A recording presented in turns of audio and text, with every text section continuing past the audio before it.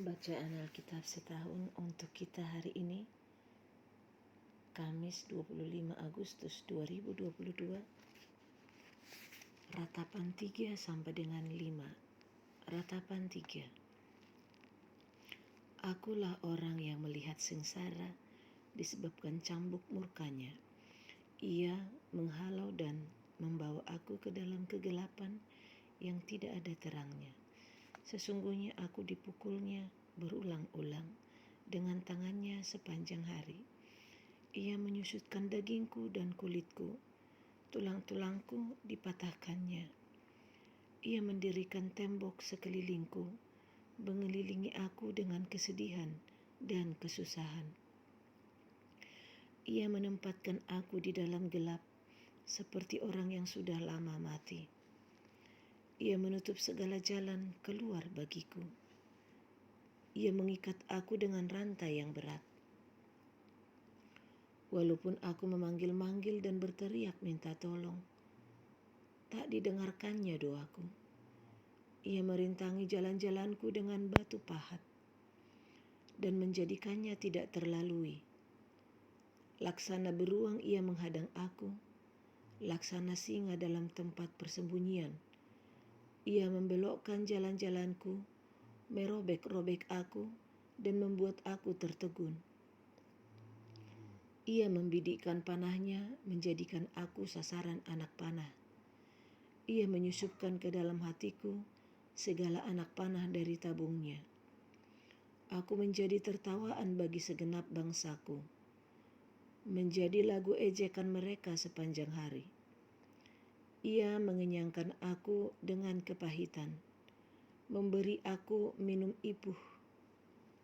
Ia meremukkan gigi-gigiku dengan memberi aku makan kerikil. Ia menekan aku ke dalam debu.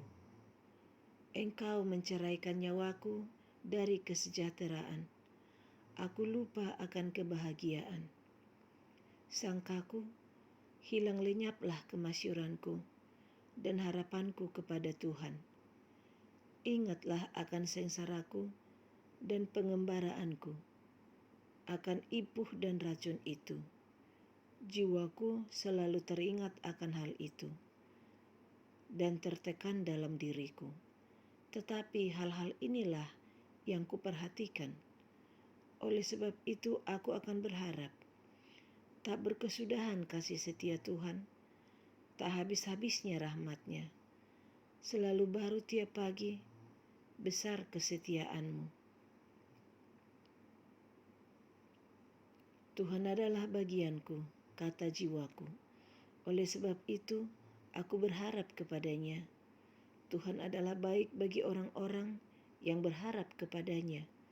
Bagi jiwa yang mencari Dia, adalah baik menanti dengan diam pertolongan Tuhan. Adalah baik bagi seorang pria memikul kuk pada masa mudanya. Biarlah ia duduk sendirian dan berdiam diri kalau Tuhan membebankannya. Biarlah ia merebahkan diri dengan mukanya dalam debu.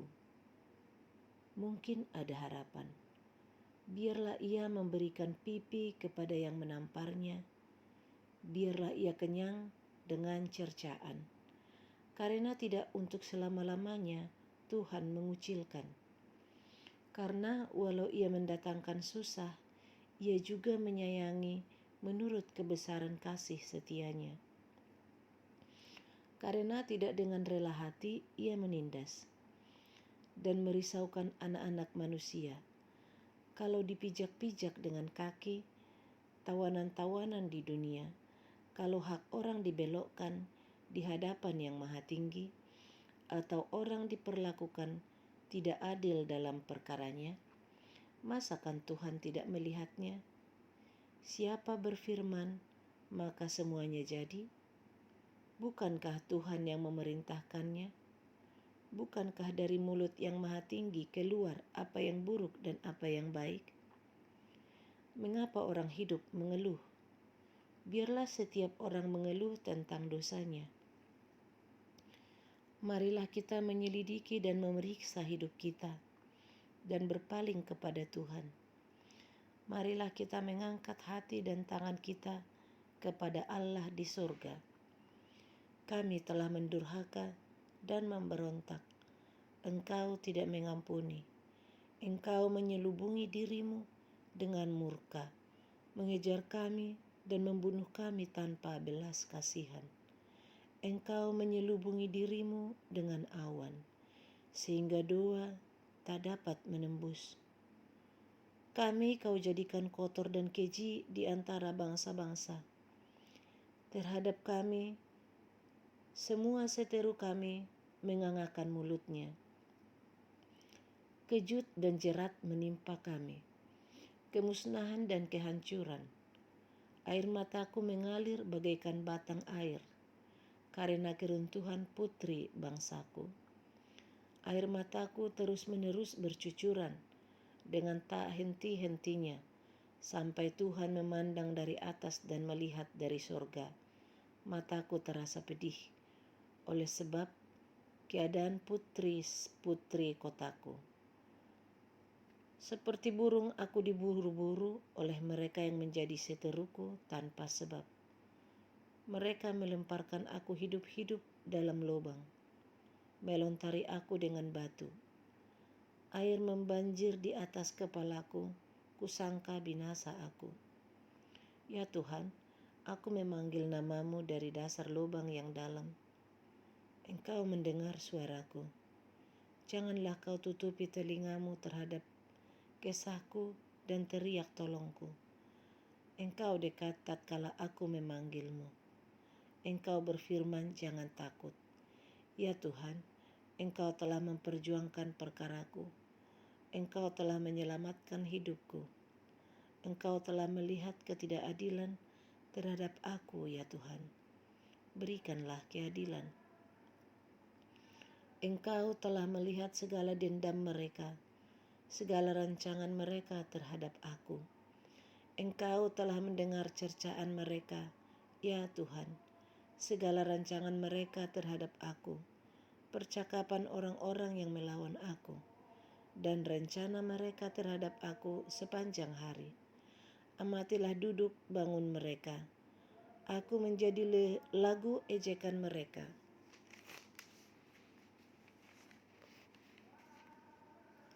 Engkau akan mengadakan pembalasan terhadap mereka, ya Tuhan. Menurut perbuatan tangan mereka, Engkau akan mengeraskan hati mereka. Kiranya kutukmu menimpa mereka. Engkau akan mengejar mereka dengan murka dan memundahkan mereka dari bawah langit, ya Tuhan. Ratapan 4. Ah, sungguh pudar emas itu. Emas murni itu berubah. Batu-batu suci itu terbuang di pojok tiap jalan. Anak-anak Sion yang berharga, yang setimbang dengan emas tua, sungguh mereka dianggap belanga-belanga tanah, buatan tangan tukang periuk. Serigala pun memberikan teteknya dan menyusui anak-anaknya. Tetapi putri bangsaku telah menjadi kejam, seperti burung unta di padang pasir. Lidah bayi melekat pada langit-langit karena haus. Kanak-kanak meminta roti, tetapi tak seorang pun yang memberi. Yang biasa makan yang sedap-sedap, mati bulur di jalan-jalan. Yang biasa duduk di atas bantal kirmizi, terbaring di timbunan sampah. Kedurjanaan putri bangsaku melebihi dosa Sodom, yang sekejap mata dibongkar bangkir tanpa ada tangan yang memukulnya. Pemimpin-pemimpin lebih bersih dari salju dan lebih putih dari susu. Tubuh mereka lebih merah daripada merjan, seperti batu nilam rupa mereka. Sekarang rupa mereka lebih hitam daripada jelaga. Mereka tidak dikenal di jalan-jalan. Kulit mereka berkerut pada tulang-tulangnya, mengering seperti kayu. Lebih bahagia mereka yang gugur karena pedang daripada mereka yang tewas karena lapar, yang merana dan mati sebab tak ada hasil ladang. Dengan tangan sendiri wanita yang lemah lembut memasak kanak-kanak mereka untuk makanan mereka. Tatkala runtuh putri bangsaku, Tuhan melepaskan segenap amarahnya, mencurahkan murkanya yang menyala-nyala, dan menyalakan api di Sion yang memakan dasar-dasarnya.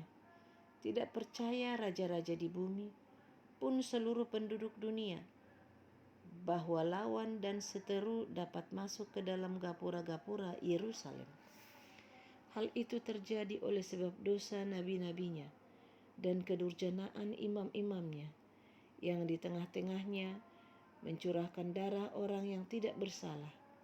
Mereka terhuyung-huyung seperti orang buta di jalan-jalan, cemar olah darah, sehingga orang tak dapat menyentuh pakaian mereka. Singkir, najis, kata orang kepada mereka.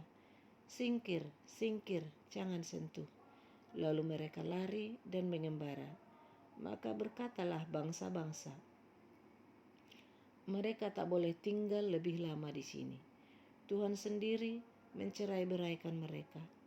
Tak mau lagi ia memandang mereka. Para imam tidak mereka hormati, dan orang-orang tua tidak mereka kasihani.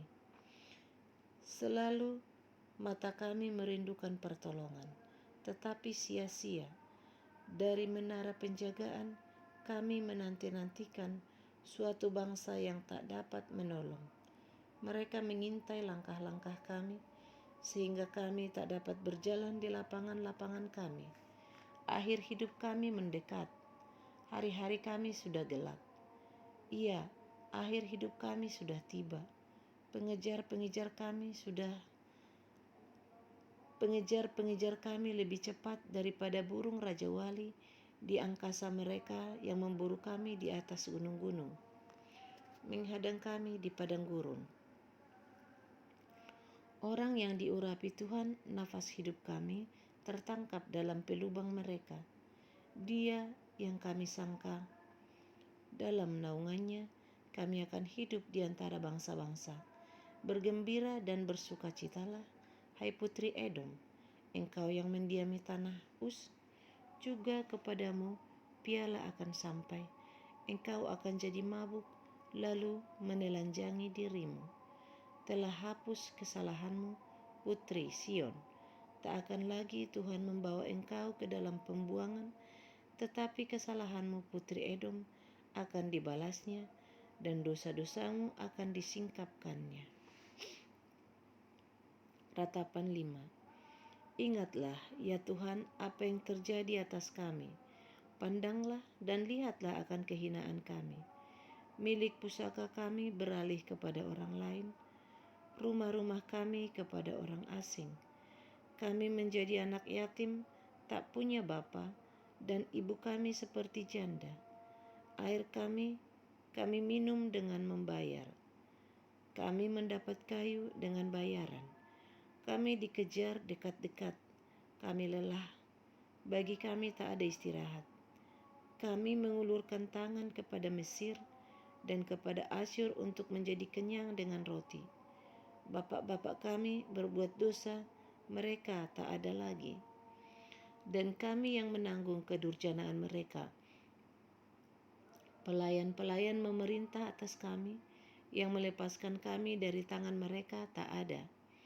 Dengan bahaya maut karena serangan pedang di padang gurun, kami harus mengambil makanan kami. Kulit kami membara laksana perapian, karena nyerinya kelaparan.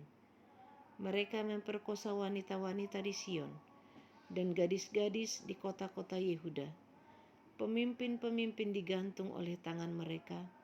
Para tua-tua tidak dihormati. Pemuda-pemuda harus memikul batu kilangan. Anak-anak terjatuh karena beratnya pikulan kayu. Para tua-tua tidak berkumpul lagi di pintu gerbang.